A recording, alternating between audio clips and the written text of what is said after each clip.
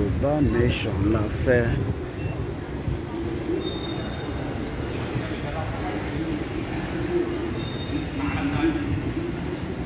Security is very, very important. Without security, forget it. No investment in your country. Ọba àpárọ̀ fún yín látẹ̀ní títí dọ̀la. Security làwọn èèyàn fi ń gbé nílùú, lọ́ fi ń wá sí ìlú kan, tó fi wá ń ṣe business. Ẹ bá máa gbàdúrà títí dọ̀la. Security. Ìlú tó bá ní security, people do not come there and invest. Nigeria does not have that security. So that's why a lot of people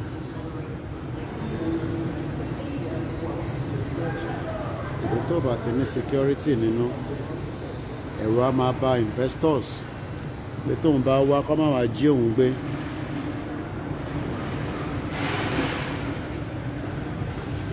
Ẹ̀rù á máa bá investors pé kó má wá jí òun gbé. So ìyẹn làwọn èèyàn ṣe fi wá sí Nàìjíríà. Ọ̀tọ́ bá wá Nàìjíríà, ẹ̀rù á máa bà wọ́n pé ṣé òun lè gbé ní the same life tóun gbé ní ìlú òyìnbó. Ẹni tó ń gbé l'Amẹ́ríkà nísìn, tó ti gbé l'Amẹ́ríkà for more than so long, ẹ wá ní kó wá síbi tí kò sí security, tọ́bìnrin ò lè dárìn, ẹ fi fọwọ́ kan lọ́yàn, ẹ fi fọwọ́ kan nídìí, Boko Haram fi bá sùn, ó fi gé lórí, you know. Ṣe rí view yẹn bó ṣe rí lálẹ́, right? Mo ti fi view yẹn wọ̀nyí lọ́sàn-án, ṣe wá rí bó ṣe rí lọ́wọ́ alẹ́, ẹ rí bó ṣe rí, ẹ wọ́n bó ṣe ń tanná yoyoyoyoyoyo. Ìwọ wá ń sọ pé kíyàn kan wá gbé ní ìlú tí wọ́n respect ọmọ kékeré, ṣòro àwọn kékèké, tí wọ́n respect ọmọ kékeré, tó respect àgbàlagbà. McDonald's làwọn lè fẹ́ ráàyè, ṣòro bó ṣe queue rí ní tó fi jẹ léléyìí, ìlú tó respect anybody. So báwo ló ṣe fẹ́ expect káwọn èèyàn wá gbé níbẹ̀? Security is very, very paramount. You know, eléyìí ti ṣetán nísìn, ti ṣetán for the day. Ọmọ bẹ́ẹ̀ tó bá ṣe máa ń fi àwòrán London yẹn, ó dìgbà tó bá dé bíbẹ̀ ló máa realize pé, you know, as much as ó lè máa look cool lójú ẹ̀yin tẹ́ ń wò, but wọ́n develop ẹ̀ náà ni. Wọ́n fi owó àbú, wọ́n fi ń ṣàbú lálejò. Wọ́n kó gbogbo àwọn doctors wa tó yẹ kó máa tọ́jú ẹ̀yin nílé, wọ́n kó wọn wá sí UK. Ó wá ń tọ́jú àwa tá wà ní bíbẹ̀. Ṣó wá make sense? Ṣó make sense? Kò make sense now. Adé ń sọ fún yín, ẹ máa ní kinní kan ẹni Koiki ẹwàlẹ̀ ti pọ̀ jù, ẹjọ́ ẹ ti pọ̀ jù, you know. So ṣèbí àtẹ ní opportunity láti máa rí báyìí, àwa kan tẹ̀ rí báyìí káwa tó wá ní 23 years ago. I mean, look at what has changed 23 years ago. You know, so much has now changed. Kíyàn máa ṣe life nílùú òyìnbó, kẹ́dẹ̀ máa rí bó ṣe ń lọ. Life ní ẹ̀ ń wò yìí, life kò ṣe pé mo edit anything. Gbogbo tẹ́ ń wò yìí raw footage ni. Gbogbo tẹ́ bá ń rí báyìí raw footage ni. You know, ṣáwọn ọmọ tó dùn báyìí tó ń káàkiri tó ń lọ ṣe fàájì, ṣé wọ́n lè gbé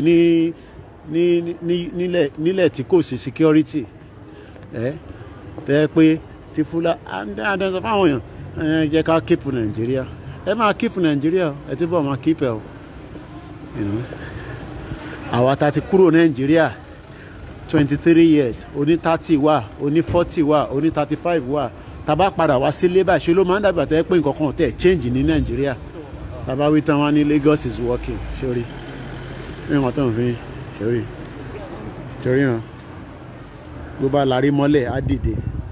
I mean, àwọn náà ní homeless, òṣèré àwọn ní homeless nìyẹn. You know, à ń sọ fún yín, ẹ̀ náà fẹ́ gbọ́. You know, ẹni tó bá wo broadcast ìtọ̀sán yìí, kò tún wá wo bí alẹ́ ṣe rí, kí inú máa bí ẹ pé ha ọmọ. I'm a blogger. One on YouTube. So they can't say you. They can't say they can hear you. 1 minute. Let me explain what I'm doing.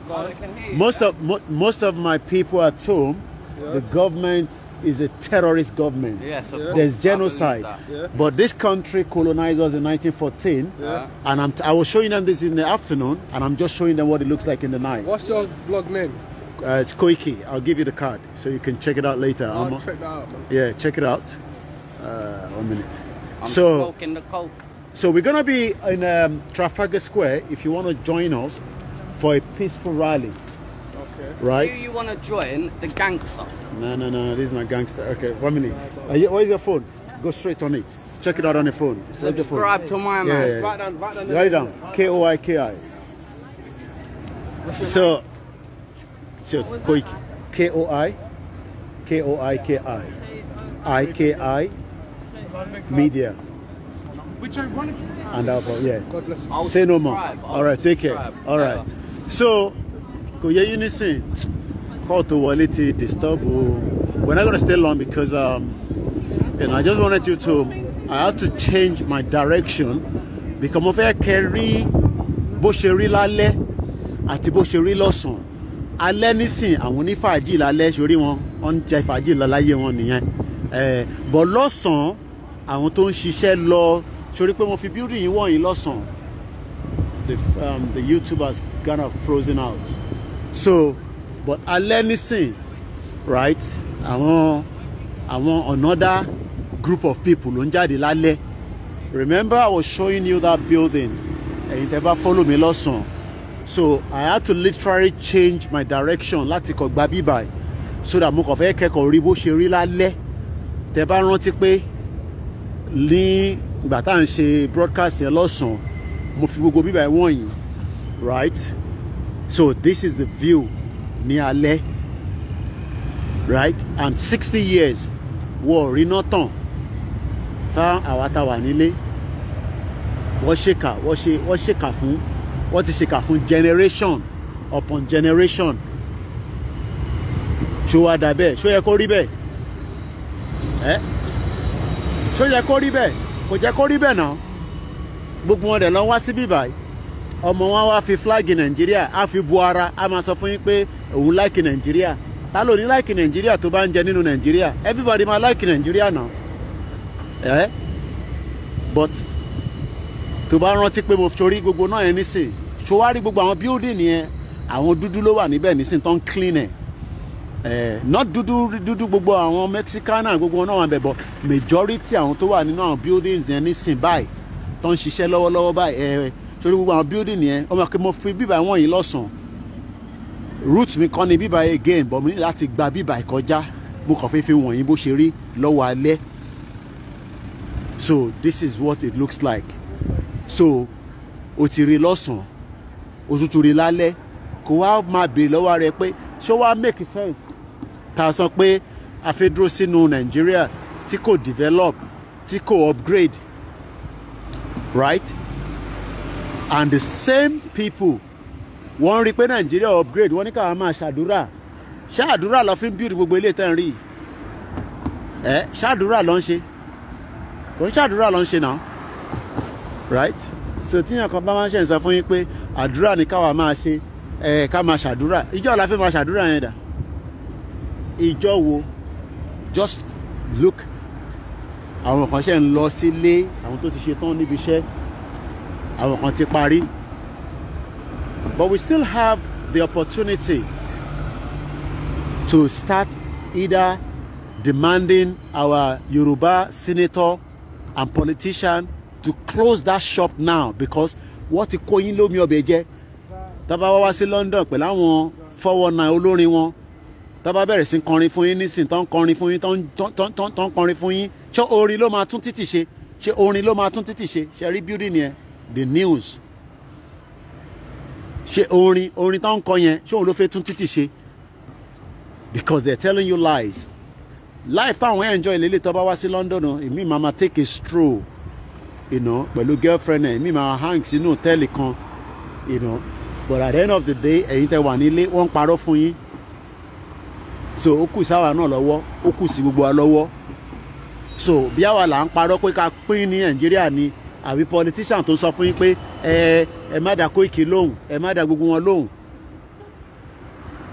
So as much as gbogbo explanation yìí èmi like ẹ máa rí raw footage because 23 years ago àwa ọ̀kan tẹ̀ l'opportunity láti rí London báyìí ká tó dé London so ẹ̀yin tẹ̀tẹ̀ tí wàá dé London nísìn ẹ mọ̀ pé opportunity kan ló jẹ́ fún yín ṣẹ̀rí ẹni tó ń wa mọ́tò yìí nísìn obìnrin ni driver mọ́tò yìí bus 43 tó ń lọ yìí obìnrin lẹni tó ń wà wọ́n máa respect ẹ̀ kò síyàn kankan tó máa abuse ẹ̀ kò síyàn kankan tó máa intimidate ẹ̀ you know but ẹ̀yin nísìn ẹ sọ̀rọ̀ wọ́n intimidate yín bẹ́ẹ̀ bá sọ̀rọ̀ wọ́n máa intimidate yín àdẹ̀sí níjọba ológun tábàtẹ̀ náà wà níjọba ológun nísàníyà ok military rule àwà at least bá àtẹ ẹ̀gbọ́n díẹ̀ àti gbọ́n nísìn pé so gbogbo time tí a lè sọ̀rọ̀ yẹn ok torí Abacha ló wà lórí oyè ó wá ń pa gbogbo èèyàn yẹn làwọn èèyàn ṣé àtúwà níjọba Abacha nísìn ni wọ́n ṣáà ní democracy lẹ́ ń practice tẹ́ bá ń practice democracy